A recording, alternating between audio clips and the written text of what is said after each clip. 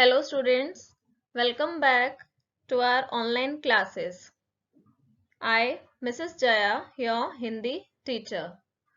So student, today in this video, we will discuss chapter number 9, 10 and 11.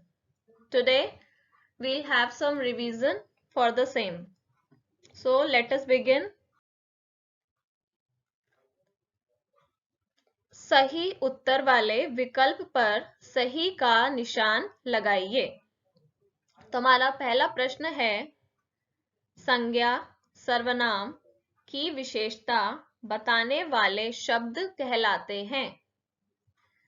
विशेषण, विशेष्य, क्रिया या फिर वचन। तो बताइए स्टूडेंट, संज्ञा सर्वनाम की विशेषता बताने वाले शब्द क्या कहलाते हैं? सो योर करेक्ट आंसर इज विशेषण। नाउ सेकेंड, जिन शब्दों की विशेषता बताई जाए उन्हें कहते हैं। ऑप्शंस आर विशेषण, विशेष्य, क्रिया, सार्वनामिक विशेषण।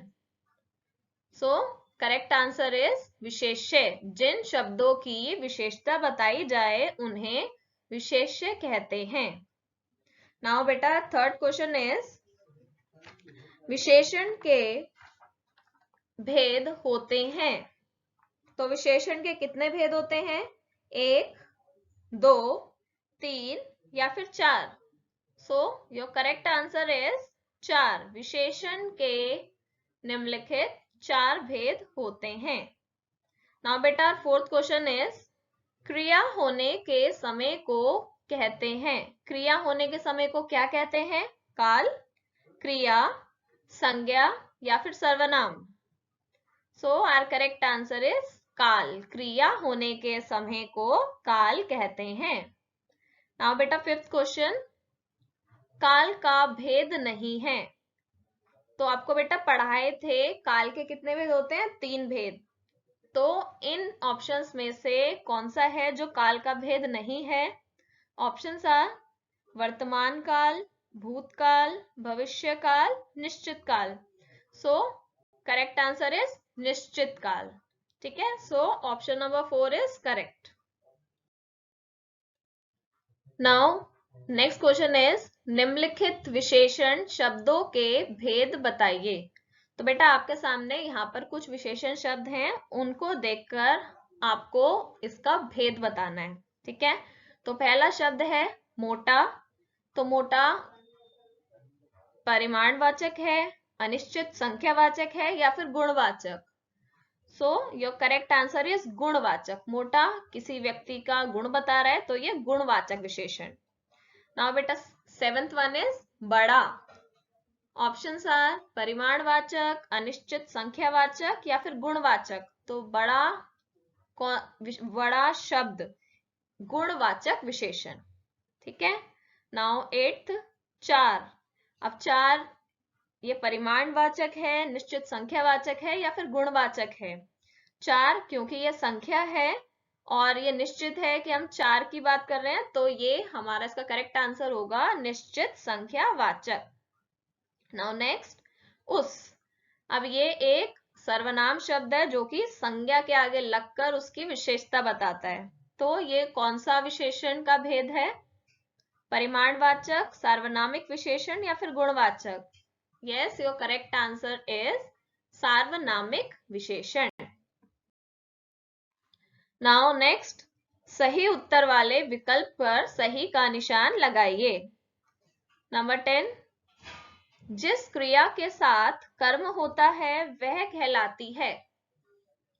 सकर्मक क्रिया, अकर्मक क्रिया, क्रिया या फिर विशेषण? तो जिस क्रिया के साथ कर्म होता है हम उसको क्या कहते हैं? सकर्मक क्रिया। ठीक है, तो आपका ऑप्शन नंबर 1 ठीक है, सकर्मक क्रिया। 11th, क्रिया के मुख्यतः कितने भेद होते हैं? 1, 2, 3 या फिर 4? तो क्रिया के हमारे कितने भेद थे? 2। कौन से? सकर्मक क्रिया और अकर्मक क्रिया। नाउ बेटा नेक्स्ट क्वेश्चन, निम्नलिखित वाक्यों में क्रिया का भेद बताइए। अब बेटा आपके सामने यहाँ पर कुछ वाक्य हैं। अब आपको इनको देखकर इनका भेद बताना है कि यह सकर्मक क्रिया है या फिर अकर्मक क्रिया है। तो बेटा हमारा पहला वाक्य है, राजेश सो रहा है। ठीक है, तो इस वाक्य में क्रिया क्या है? सो रहा है, और कर्ता क्या है? राजेश। तो इस वाक्य में हमको कर्म नहीं नजर आ रहा, तो ये वाक्य होगा अकर्मक क्रिया।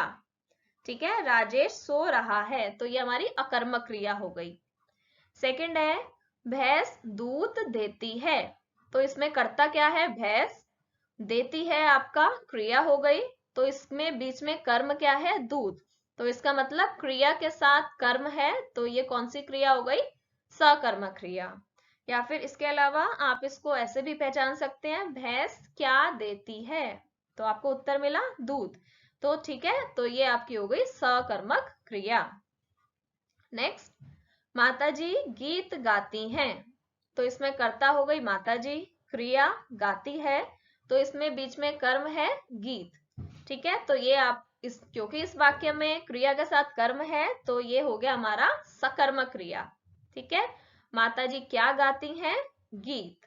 तो ये हमारा सकर्मक क्रिया। नाउ नेक्स्ट, रमेश पुस्तक पढ़ता है। रमेश क्या पढ़ता है? पुस्तक। तो ये भी हो गई हमारी सकर्मक क्रिया। ठीक है, रमेश इसमें कर्ता हो गया, पढ़ता है हमारी क्रिया, और कर्म हुआ पुस्तक। ठीक है, तो ये हो गई हमारी सकर्मक क्रिया। तो बेटा अब हमारा नेक्स्ट क्वेश्चन है, निम्नलिखित वाक्यों में क्रिया का काल पहचान कर लिखिए। तो हमने पहले पढ़ा था कि जो चल रहा समय होता है उसको हम बोलते हैं वर्तमान काल, और जो बीता हुआ समय होता है उसे बोलते हैं भूतकाल, और जो समय आने वाला है उसको बोलते हैं हम भविष्य काल। तो इसके बेसिस पे यहाँ पर अब कुछ हमें वाक्य दे रखे हैं। अब हम इन वाक्यों को पढ़कर क्रिया का काल पहचानेंगे। ठीक है, तो बेटा आपका पहला वाक्य है, माधुरी किताब पढ़ रही है। तो ये कार्य वर्तमान समय में चल रहा है, तो ये हो गया हमारा वर्तमान काल। ठीक है, now next one is, Ragini गीत गा रही थी। अब इसमें ये कार्य हो चुका है, बीते हुए समय में ये हो चुका है, तो ये वाक्य हो गया हमारा भूतकाल का। नाउ नेक्स्ट, रवि पतंग उड़ा रहा था। अब ये कार्य भी बीते हुए समय में हो चुका है, तो ये वाक्य भी हो गया हमारा भूतकाल का।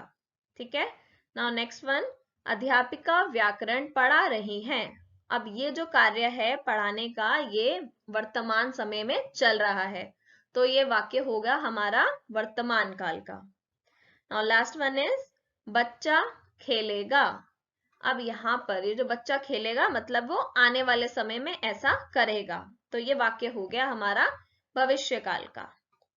So that is all for today revision. So thank you all.